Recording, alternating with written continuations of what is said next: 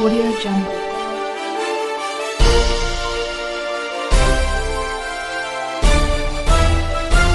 Audio Jungle. Pakistan اور دنیا بھر میں دیکھنے اور سننے والوں کو ڈاکٹر اشفاق ملک کی طرف سے السلام علیکم ناظرین، ایک بار پھر ہم آپ کے لیے ایک نئی ویڈیو لے کر حاضر ہوئے ہیں۔ ویڈیو سے جانے سے پہلے آپ سے امید کرتے ہیں کہ آپ ہمارے چینل کو لائک اور سبسکرائب کریں اور کمنٹ کرنا نہ بھولیں تاکہ ہماری ہر آنے والی نئی ویڈیو آپ کو موصول ہوتی رہے۔ آئیے چلتے ہیں اپنی ویڈیو کی طرف۔ امریکی تربیت یافتہ افغان پائلٹ طالبان کا اثاثہ بن گیا۔ افغانستان میں طالبان کے قابض ہونے سے قبل امریکی تربیت یافتہ افغان پائلٹ محمد ادریس محمد آج طالبان کے زیر انتظام افغانستان میں اپنی خدمات سر انجام دے رہے ہیں۔ اخبار میں شائع رپورٹ کے مطابق افغانستان میں جنگ کے دوران امریکہ نے چند افغان فوجی پائلٹوں کو منتخب کیا اور انہیں جدید ترین جہاز اڑانے کی تربیت دی تھی۔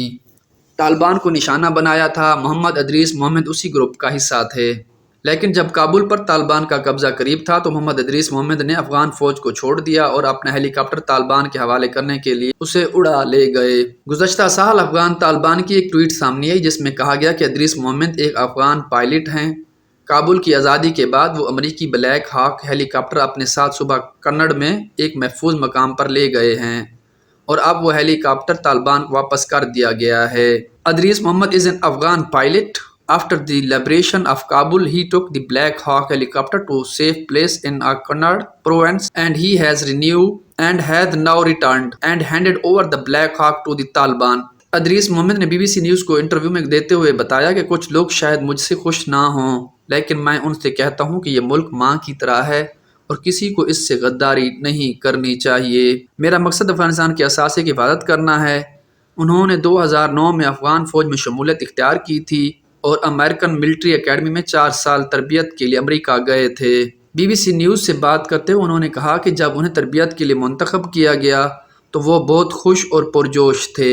تربیت مکمل ہونے کے بعد انہوں نے ابتدائی طور پر روسی ساختہ Mi-17 ہیلی کاپٹر اڑایا، تاہم 2018 میں وہ پائلٹوں کے اس گروپ کا حصہ تھے جسے امریکی ساختہ بلیک ہاک اڑانے کے لیے منتخب کیا گیا تھا۔ میرا کمانڈر مجھے ملک سے غداری پر مجبور کر رہا تھا۔ محمد ادریس محمد نے 14 اگست کے واقعات کو یاد کیا جب طالبان نے کابل پر قبضہ کیا تھا۔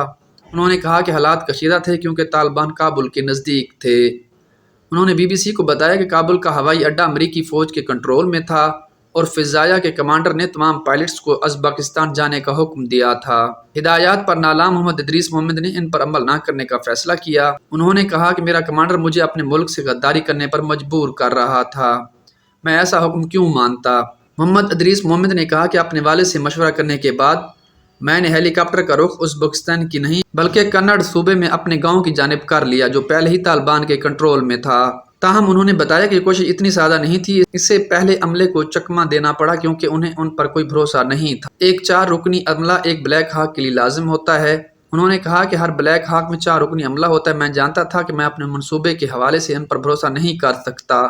مجھے یقین تھا کہ وہ نہیں مانیں گے، وہ میری جان کو خطرے میں ڈال دیتے اور ہیلی کاپٹر کو بھی تباہ کر دیتے۔ امید کرتے ہیں کہ یہ ویڈیو آپ کو پسند آئے گی۔ انشاءاللہ ایک نئی ویڈیو لے کر آپ کی خدمت میں حاضر ہوں گے۔